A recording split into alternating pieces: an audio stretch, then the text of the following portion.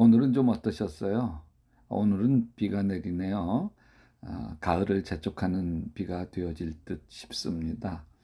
고단했던 하루 자지금 잠자리 들기 전 먼저 조용히 하나님과 교제하는 정시 기도를 드리십시다. 러시아 시인 푸시킨의 시 삶이 그대를 속일지라도 읽어드릴게요. 삶이 그대를 속일지라도 슬퍼하거나 노하지 말라. 슬픈 날엔 참고 견디라. 즐거운 날이 오고야 말리니.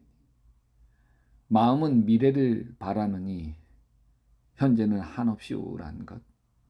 모든 것 하염없이 사라지나 지나가 버린 것 그리움 되리니.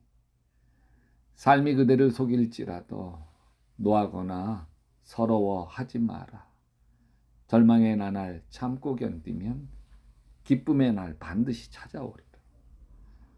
마음은 미래에 살고 현재는 언제나 슬픈 법.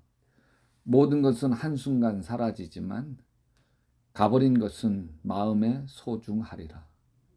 삶이 그대를 속일지라도 슬퍼하거나 노하지 말라.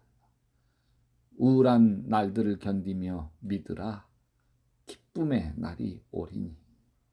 슬픔의 날, 모든 것들이 다 힘겨울 때 읽기에 좋은 위로받을 시입니다.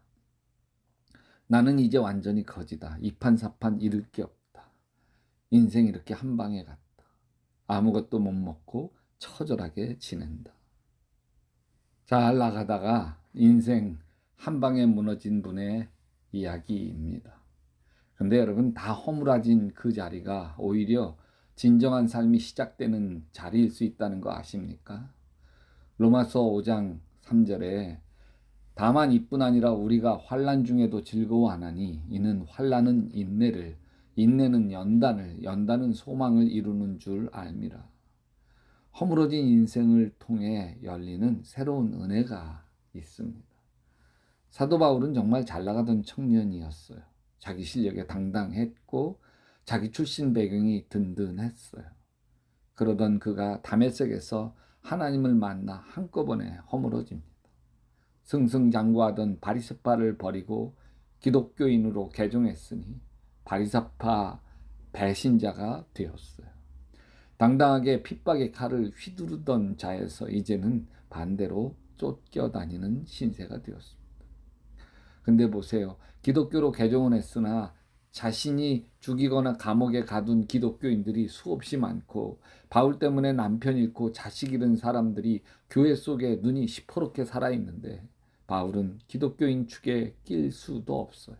바리새인도 아니고 기독교인도 아니고 이쪽 저쪽에서 환영받지 못하는 고독한 시간을 보내야 했습니다.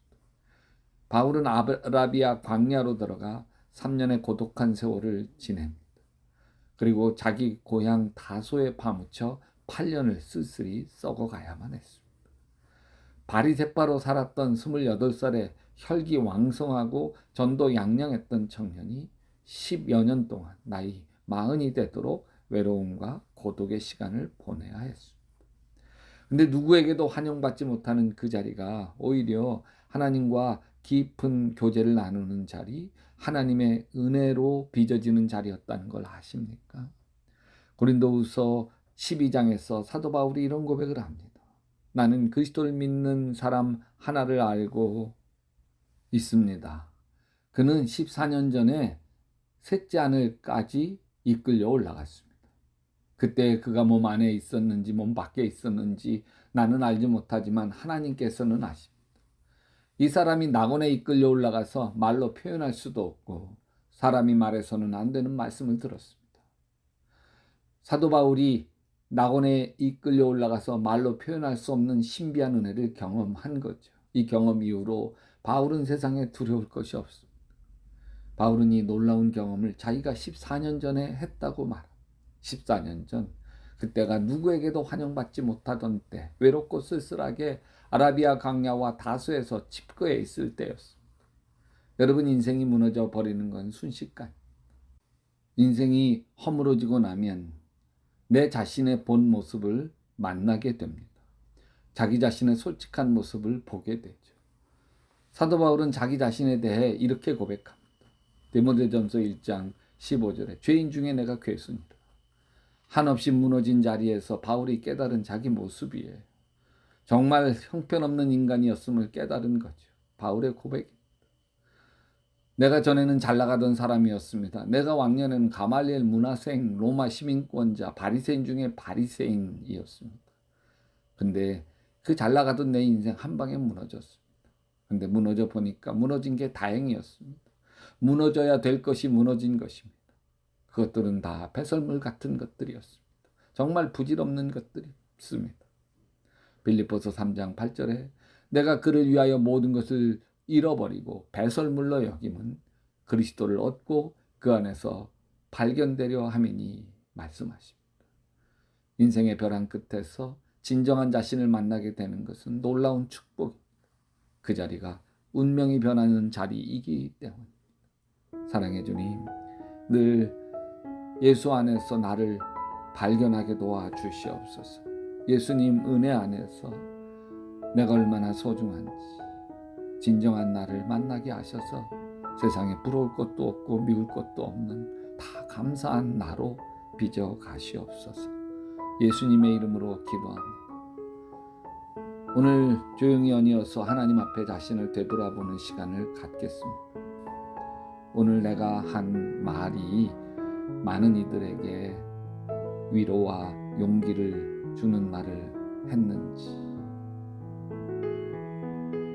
또 내가 다른 사람의 이야기에 귀 기울여 주는 것을 내가 먼저 말하고 내가 먼저 나를 주장하는 것보다 훨씬 더 많이 했는지, 지적하고 또 들춰내기보다는 오히려 감싸주고 덮어주는 하루를 살았는지, 입으로 말은 안 했어도 속으로 불평하며 속으로 속상해 하지는 않았는지. 그리고 마지막으로 여러분, 오늘 하루를 되돌아볼 때 감사한 것 3가지는 무엇이었습니까? 그것을 헤아리고 기도하시고 나서 주님 안에서 예수님 꿈꾸시는 평안한 밤 되시기를 주님의 이름으로 축원합니다.